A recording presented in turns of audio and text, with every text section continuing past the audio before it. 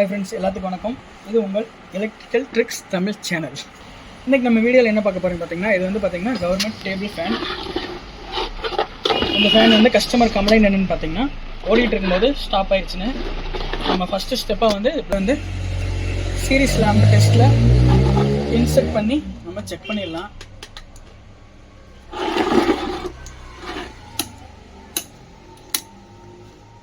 Bulb வந்து எரியல, எந்தவித ரியாக்ஷனும் இல்லை. இந்த ஒயரை லேசாக ஆட்டி பாருங்க, அப்போ எந்த விதமான ரியாக்ஷனும் இல்லை. நம்ம கொஞ்சம் ஃபாஸ்ட்டாக செக் பண்ணணும், ஏன்னா நம்ம வந்து ஃபர்தராக செக் பண்ணுற ஸ்டெப்ஸ் அப்படின்னு பார்த்தீங்கன்னா, ஒரு ஃபேன் வந்து எந்த மூமெண்ட்டுமே இல்லை, ஓடலை அப்படின்னா நம்ம ஃபஸ்ட்டு செக் பண்ண வேண்டியது இந்த பவர் பிளக்கு. தென் வந்து பார்த்திங்கன்னா இந்த பவர் பிளக் போய் ஜாயிண்ட் ஆகிற சுவிட்சு, அந்த சுவிட்சிலேருந்து வர்ற ஒயரு, அதுக்கப்புறம் காயில் செக் பண்ணுவாங்க. இப்போ வந்து குயிக்காக செக் பண்ண போகிறோம் நம்ம, ஏன்னா இது இவ்வளோ ஓப்பன் பண்ணி பார்க்கணும். இந்த ஸ்க்ரூவெல்லாம் கழட்டி அந்த சுவிட்செல்லாம் ஒவ்வொரு ஒயராக பிரிச்சுட்டு ஓப்பன் பண்ணி பார்க்கணும். அதுக்கு நம்ம ஈஸியான வேலை, ஃபஸ்ட்டு காயில் நல்லா இருக்குது அப்படின்னு நமக்கு தெரிஞ்சிருச்சுன்னா நம்ம ஃபர்தராக அடுத்த வேலையை செய்யலாம். அதுக்கு வந்து நம்ம ஃபஸ்ட்டு இந்த கேப்பை கழட்டணும். இந்த கேப் வந்து மேலேயே போட்டிருப்பாங்க. ஓப்பன் வந்து ஆப்போசிட் த்ரெட் டைப்பு. நீங்கள் இப்படி ஓப்பன் பண்ணி த்ரெட் டைப்பில் டைட் பண்ணுற மாதிரி பண்ணினீங்கன்னா லூஸ் ஆகி வெளியே வந்துடும். வெளியே வந்ததுக்கப்புறம் இந்த கேப் தனியாக எடுத்துக்கங்க. இந்த மாதிரி மைனஸ் ஸ்க்ரூ ட்ரைவர் யூஸ் பண்ணி இந்த நேரம் 4 லாக் இருக்கும். அந்த லாக்கை வந்து ஓப்பன் பண்ணி விட்டு இந்த கேப்பை வெளியே எடுத்துக்கங்க. வெளியே எடுத்துட்டிங்கன்னா உங்களுக்கு இந்த மாதிரி ஒயர் கனெக்ஷன் கொடுத்துருப்பாங்க. இந்த மோட்டரில் வந்து பார்த்தீங்கன்னா இந்த நேரம் கெப்பாசிட்டர் இல்லை. இந்த கெப்பாசிட்டர் வந்து கீழே ஃபிட்டிங் பண்ணிக்கிறாங்க. எப்பவுமே எந்த ஒரு மோட்டரில் கெப்பாசிட்டர் லைனில் வந்து எப்பவுமே கரண்ட் இருக்கும். ஒருவேளை இந்த காயில் வந்து ஃபால்ட்டாக இருந்தால் இந்த மோட்டர் வந்து ரன் ஆகாத பட்சத்தில் கெப்பாசிட்டரில் எப்பவுமே சார்ஜ் இருக்கும். நம்ம வந்து இப்போ ப்ளக்கை இன்செர்ட் பண்ணி பார்த்தோம். இன்செர்ட் பண்ணல அந்த கெப்பாசிட்டரில் சார்ஜ் ஏறியறதுக்கு வாய்ப்பு இருக்குது. அப்போ அந்த கெப்பாசிட்டரில் சார்ஜ் ஏறியறதுக்கு வாய்ப்பு இருக்குதுன்னா ஏதாவது ஒரு 2 ஒயர் வந்து கெப்பாசிட்டர் ஒயராக இருக்கும். அந்த 2 ஒயர் எதுன்னு நமக்கு தெரியாது. அதனால் எல்லா ஒயரையுமே நீங்கள் ஷார்ட் பண்ணி விடுங்க. ஷார்ட் பண்ணினீங்கன்னா உங்களுக்கு அந்த கெப்பாசிட்டரில் இருக்கிற சார்ஜ் வந்து டிஸ்சார்ஜ் ஆகும்.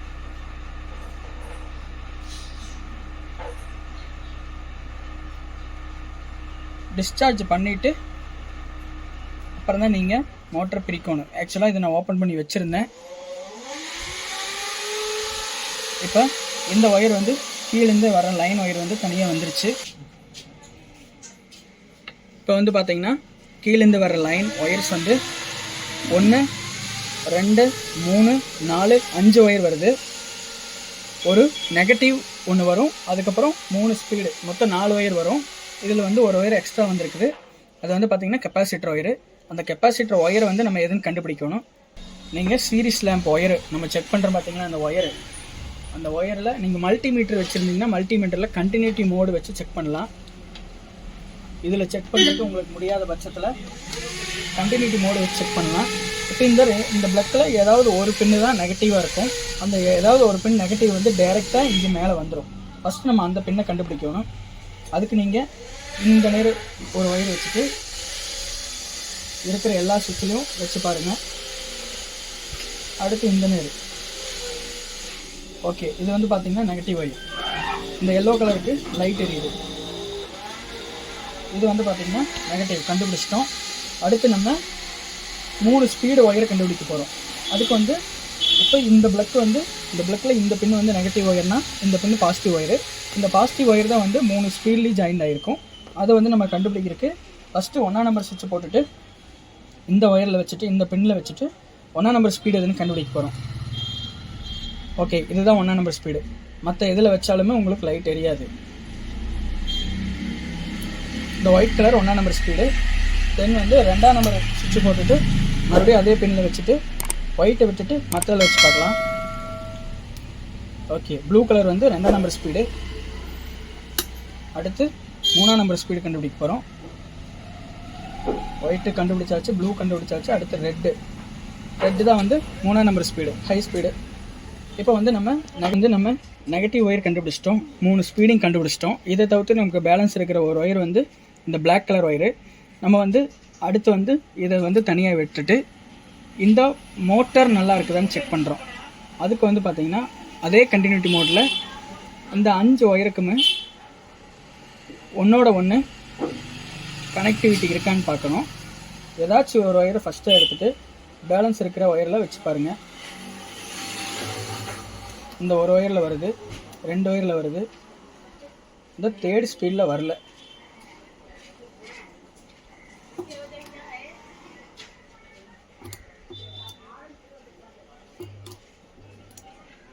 இந்த 3rd ஸ்பீடுக்கு மட்டும் கனெக்டிவிட்டி இல்லை.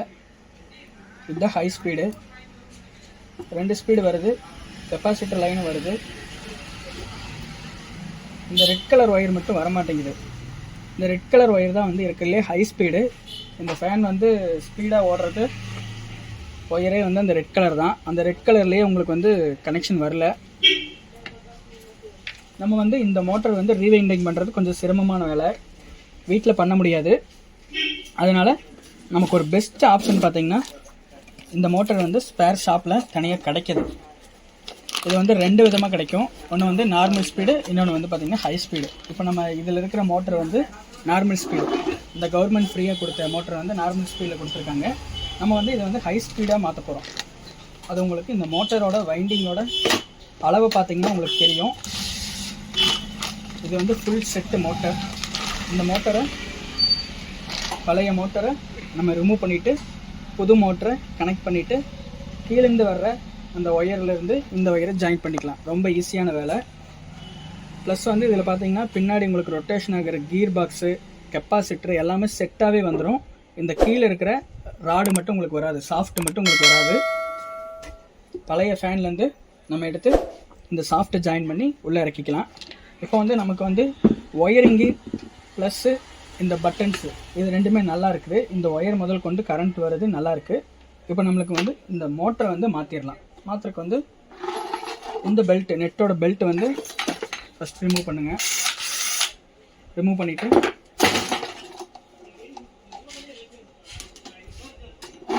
இந்த ஃபேனோட நட்டு பார்த்திங்கன்னா, இந்த லீஃபோட நட்டு பார்த்திங்கன்னா ஆப்போசிட் மர அவங்களே கொடுத்துருக்காங்க. அன்லாக் பண்ணுறதுக்கு திருப்புறது எப்படின்னு, லாக் பண்ணுறது திருப்புறது எப்படி, அன்லாக் பண்ணுறது எப்படி. இந்த கேப் வந்துருச்சு. அப்புறம் வந்து இந்த லீஃப் தனியாக வந்துருச்சு. அதுக்கப்புறம் இது வந்து நார்மலான மரம் தான், நார்மலான த்ரெட்டு தான். இப்படி வந்தால் இது உங்களுக்கு செட்டாக வந்துடும்.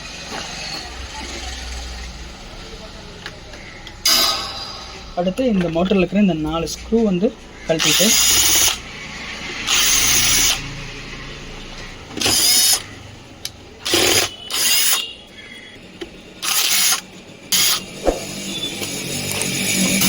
இந்த மாதிரி ஸ்க்ரூ ஓப்பன் பண்ணிங்கன்னா இது தனியாக வந்துடும். இந்த ஸ்க்ரூவெல்லாம் பத்திரமா வச்சுக்கோங்க. இப்போ பார்த்தீங்கன்னா இந்த மோட்டரோட சைடில் பார்த்தீங்கன்னா ஒரு ஸ்க்ரூ கொடுத்துருப்பாங்க. இந்த ஸ்க்ரூவை நம்ம ஓப்பன் பண்ணிடலாம். மோட்டர் வந்து செட்டிங் ஆகிறதுக்குண்டான ஸ்க்ரூ. இந்த ஸ்க்ரூ ஓப்பன் பண்ணி வச்சுட்டு அடுத்து பார்த்தீங்கன்னா இந்த மோட்டர் வந்து கிளாம்பில் கீர் பாக்ஸோட கனெக்ட் ஆகிருக்கும். அந்த ஸ்க்ரூவையுமே நம்ம ஓப்பன் பண்ணிக்கலாம்.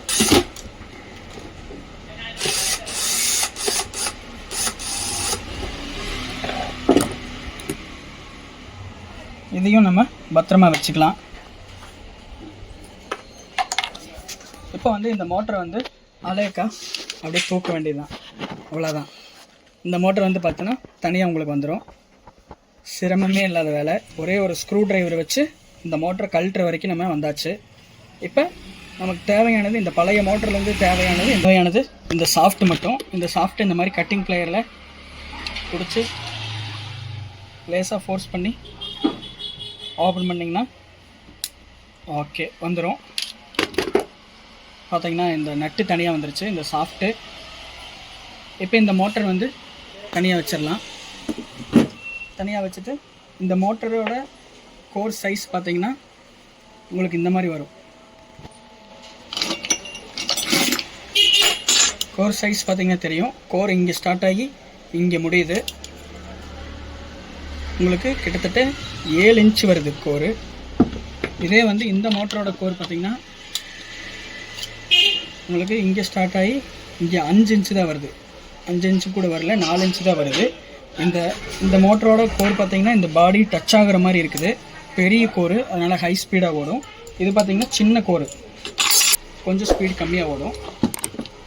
இப்போ வந்து நம்ம அந்த பழைய மோட்டர்லேருந்து கழட்டின சாஃப்ட் இருக்குதுல்ல பார்த்தீங்களா, அந்த சாஃப்ட்டை இந்த மோட்டரில் ஜாயின் பண்ண வேண்டியது தான்.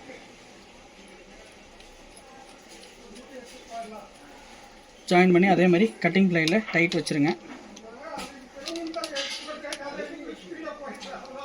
ஓகே, டைட் வச்சுட்டு அதே மாதிரி பின் பண்ணிடலாம். அவ்வளோதான்.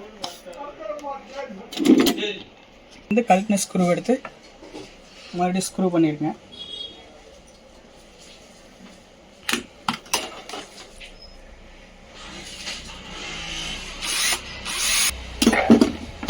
அடுத்து வந்து பார்த்திங்கன்னா கியர் பாக்ஸ் நம்ம மேலே இழுத்துட்டது ரொட்டேஷன் ஆகி வருது இல்லைங்க, அந்த கியர் பாக்ஸ் வந்து நம்ம போடணும். அதுக்கு பார்த்திங்கன்னா இந்த கிளாம்பில் அதை வந்து ஜாயின் பண்ண வேண்டியது தான்.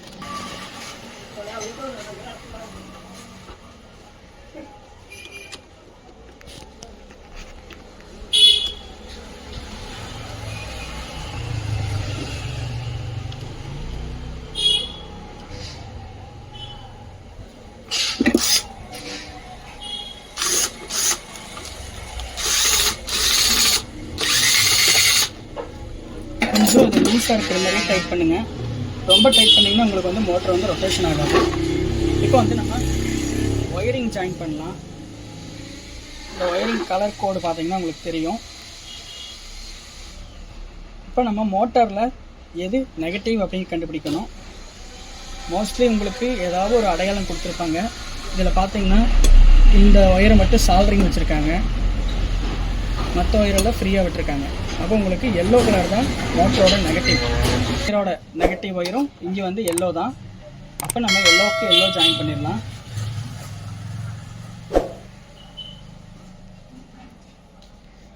பேலன்ஸ் இருக்கிற இந்த கருப்பு ஒயர் இருக்குது பார்த்தீங்களா, இந்த கருப்பு ஒயர் வந்து நம்ம வந்து கட் பண்ணி விட்டுறலாம். இது வந்து நமக்கு தேவையில்லை, ஏன்னா உள்ள கெப்பாசிட்டர்லேருந்து லைன் எடுத்திருக்காங்க. அதுக்காக வர்ற பழைய மோட்டருக்கு வந்த ஒயரு இதை விட்டுறலாம். மற்றபடி பேலன்ஸ் இருக்கிற 3 ஒயரையுமே இந்த 3 ஒயர் கலர் கோடோட நீங்கள் ஜாயின் பண்ணிக்கலாம். நீங்கள் ஃபஸ்ட்டு கலர் கோடை வச்சு ஜாயின் பண்ணுங்கள். ஜாயின் பண்ணி உங்களுக்கு ஸ்பீடு கண்ட்ரோல், அதாவது 1ஆம் நம்பர் அமுத்துனா மீடியமாக ஸ்பீடாக ஓடுது, 3ஆம் நம்பர் அமுத்துனா ஸ்லோ ஸ்பீடு ஓடுது, அப்படி மாறி வரும். அப்போ நீங்கள் மாறி வந்துச்சுன்னா இந்த ஒயர் கனெக்ஷனை மாற்றி கொடுத்துக்கலாம், செக் பண்ணிவிட்டு மாற்றி கொடுத்துக்கலாம். இப்போ வந்து நான் கரெக்டாக கலர் கோடு படி ஜாயின் பண்ணுறேன். காமனாக வந்து கலர் கோடு வந்து கரெக்டாக இருக்கும், இல்லாத பட்சத்தில் நான் சொல்கிறேன்.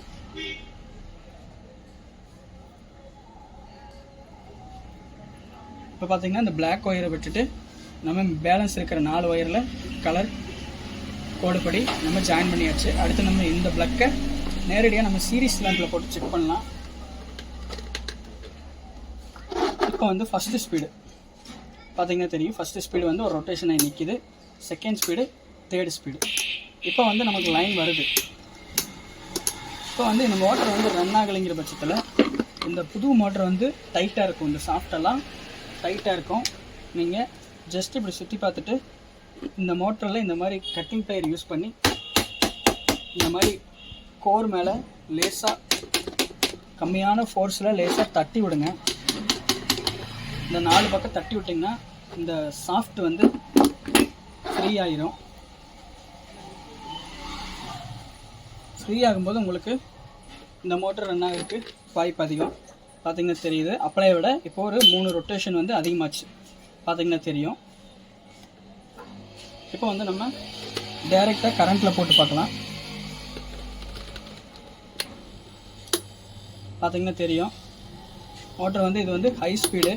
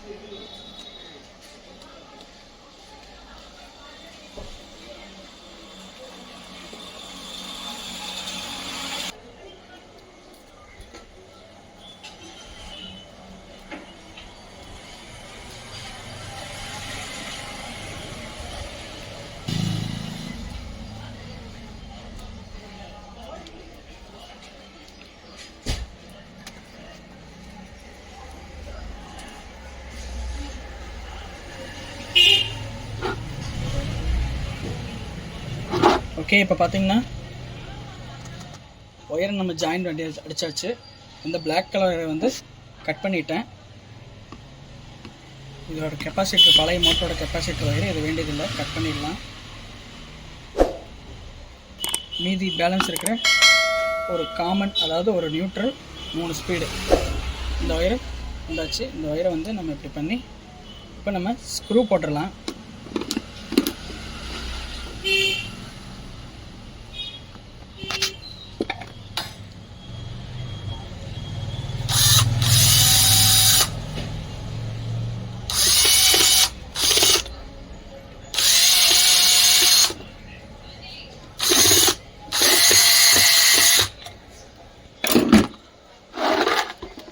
ஸ்க்ரூ போட்டு இந்த பேக் சைடு இந்த கேப் எடுத்து இன்சர்ட் பண்ணலாம்.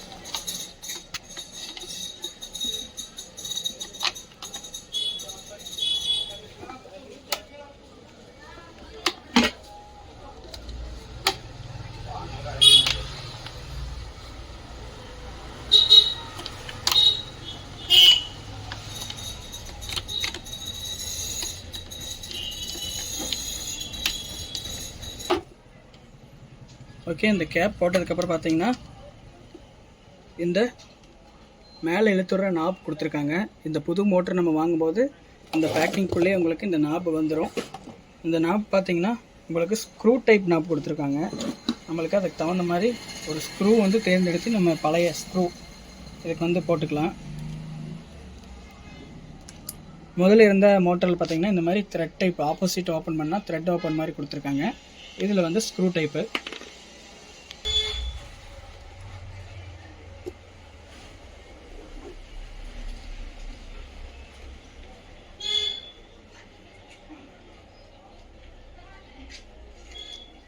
பார்த்தீங்கன்னா நான் ஒரு ஸ்க்ரூ போட்டு ஃபிட்டிங் பண்ணிட்டேன்.